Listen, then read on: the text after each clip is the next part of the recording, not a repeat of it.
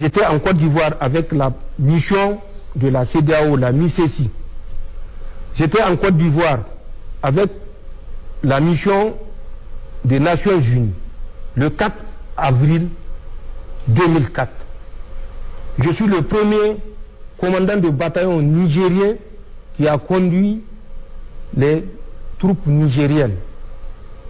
Quand j'étais là-bas dans le cadre de la MICESI de la CEDEAO, le PC était à Zimbabwe. C'est à côté de Yamoussoukro, à quelques kilomètres de Yamoussoukro. Quand j'étais passé aux Nations Unies, j'avais mon bataillon qui est déployé dans le centre. J'avais mon PC à Prikro. J'avais des éléments à Famionkro. J'avais des éléments à Adiyapikro, voisins de Bonguera. Ils savent ce que c'est Bonguera. J'avais mon PC à Prikro dans un premier temps. Ensuite, à Daoukro dans un deuxième temps. Ce sont mes éléments avec une section du Ghana qui avait intervenu quand il y avait eu le massacre suite à une embuscade à Korogo, dans la région de Korogo.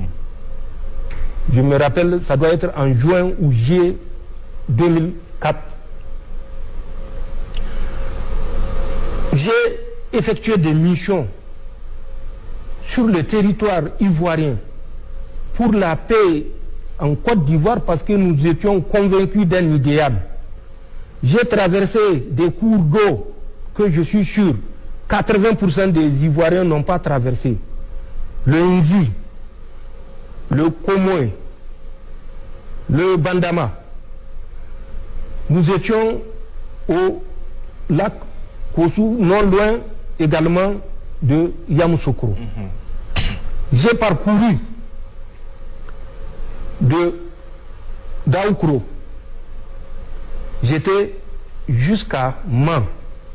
De Man, j'étais jusqu'à Odjéné.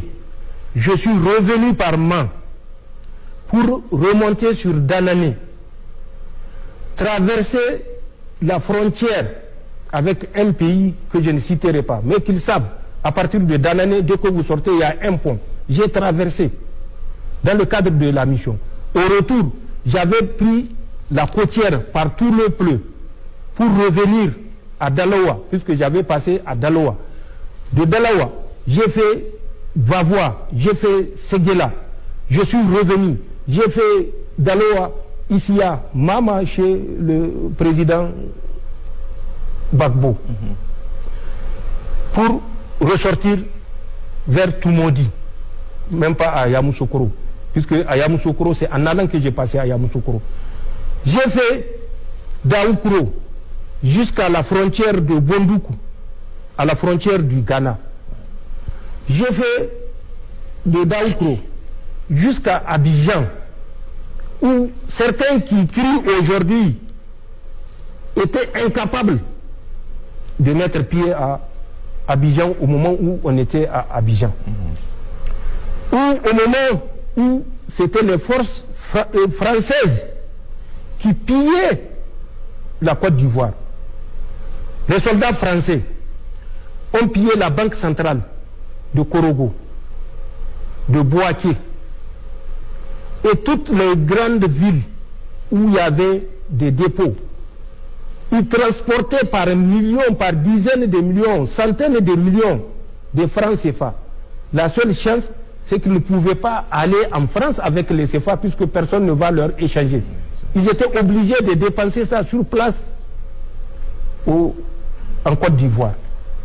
Ce n'est pas des Nigériens qui ont pillé, c'est des Français aujourd'hui, leurs amis avec lesquels ils s'acoquinent. Et c'est moi qui ai fait ce sacrifice-là, parce qu'il y a un idéal auquel on croyait.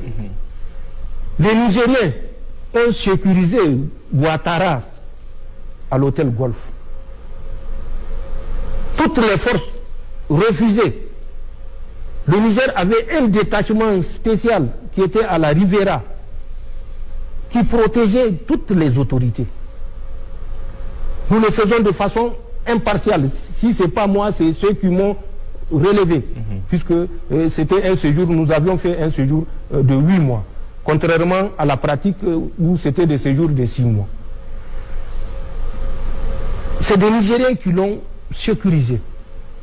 Et moi, voilà ce que j'ai fait. Mais je sais ce que lui, il est en train de faire présentement pour nuire au Niger. Je vais lui rappeler des dates. Du 6 au 7 et 8 août 2024 à l'hôtel Golf. 6, 7, 8 août 2024 à l'hôtel Golf. Du 8 à une ville qu'on appelle Jacquesville, je crois, qui est non loin d'Abidjan. Du 28 au octobre au 27 novembre au 43e Bima. Je donne des dates. Il vérifie ce qui s'est passé pendant ces périodes que je suis en train de citer. Juillet 2025 à Korogo, 4e région. Mai, juin, jusqu'à la date d'aujourd'hui, au camp, l'ancien camp du 3e bataillon de Bouaki. Il vérifie ce qui s'est passé et ce qui se passe. Ensuite, à Sokoura, la même période, qui est une ville non loin de Bouaki, qu'il vérifie ce qui se passe. Moi, je sais ce qui se passe. À Congo, à la frontière avec le Burkina, qu'il vérifie ce qui se passe. Moi, je sais ce qui se passe et lui, il sait ce qui se passe. Le mois de décembre, fin décembre 2025, les multiples rencontres qui ont eu lieu avec des dates, j'ai les dates. Lui-même, il a participé. Qu'il réponde en âme et conscience à toutes ces dates-là et quel était l'objectif de toutes les rencontres. Le 16, le 17, le 18, le 19 juillet, à l'hôtel des Armées, dans le plateau, à Abidjan, avec une rencontre spéciale entre 3 pays, dont la France, la Côte d'Ivoire et le Bénin, le 18 juillet, en dehors des autres qui ont eu lieu 16, 17 ou bien 19. Celle du 18 juillet qui a réuni des responsables, moi je sais qui c'est, lui il sait qui c'est. Qu'ils sortent pour dire aux Ivoiriens ce qui s'est passé. Nous avons mieux que ça et nous avons plus que ça. Nous avons le dernier financement, mais nous le gardons pour l'histoire, parce que il ne sert à rien que les gens pensent que c'est les preuves qui vont pousser ces gens-là à abandonner ce qu'ils sont en train de faire. Qui n'a pas vu le Mali?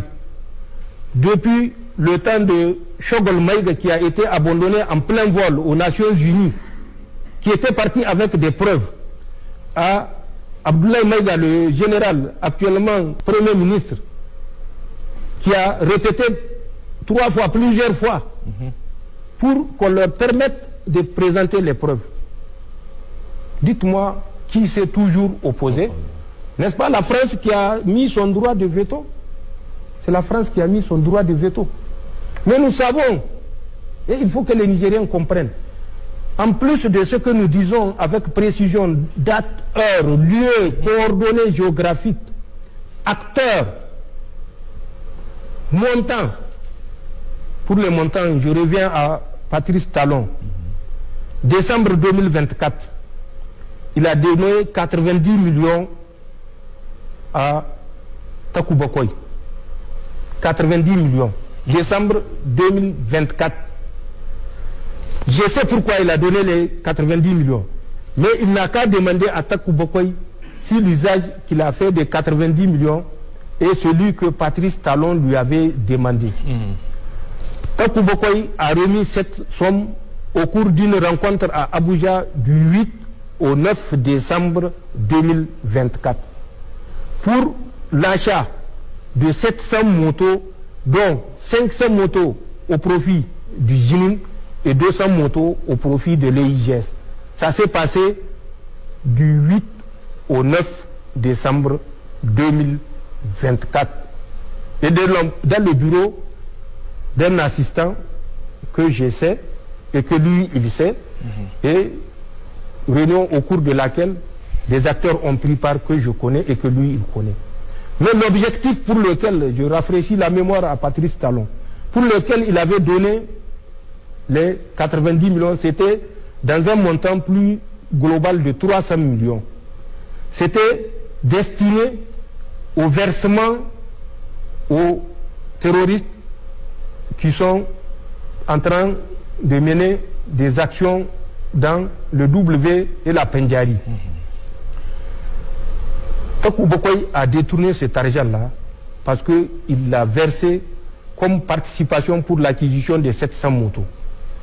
Si vous avez remarqué, le 31 décembre 2024, le contrat qui liait Patrice Talon aux terroristes, pour lequel il versait cet argent, est arrivé à terme. Le 8 janvier, au moment où même le chef d'état-major était en déplacement au Tchad, le chef d'état-major béninois, il y a eu une attaque qui a fait une dizaine de morts. Ensuite, quelques mois plus tard, en avril, le 17 avril, il y a eu une grande attaque où il y a eu 76 morts. C'est parce que les terroristes ont refusé de reconduire la trêve pour laquelle il avait versé les premiers 90 millions et où il restait 210 millions pour faire les 300 millions. Parce qu'ils ont dit qu'ils ont constaté que Patrice Talon ne respecte pas ses engagements et qu'ils ne vont pas reconduire la trêve. Amen. Il n'a qu'à nous dire pourquoi il s'est déplacé. Moi, je ne le dirai pas. Parce que j'ai honte de ce qui se passe. C'est ça la différence avec nous.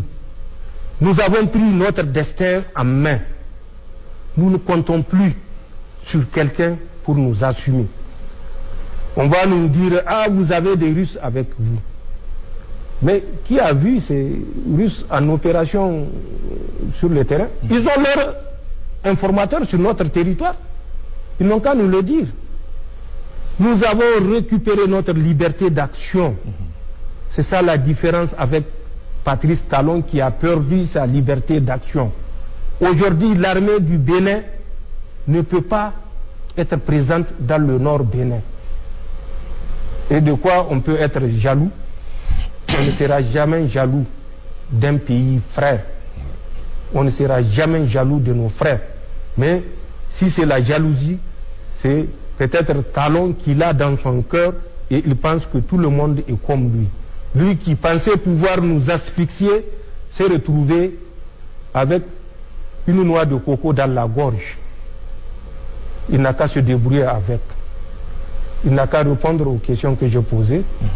Alassane Ouattara, j'ai donné des indications. Je crois avoir fait suffisamment. Les preuves, ce n'est pas ce qui manque. Mais il y a des preuves que nous n'exposons pas pour ne pas exposer. Donc voilà ce qu'il y a entre ces pays. Il n'y a pas de haine particulière pour ce que nous avons fait pour ces pays-là, même si aujourd'hui ils sont amnésiques et ils oublient ce que nous avions fait pour eux. Mais Allah est là et il est le juge, le plus sage des juges.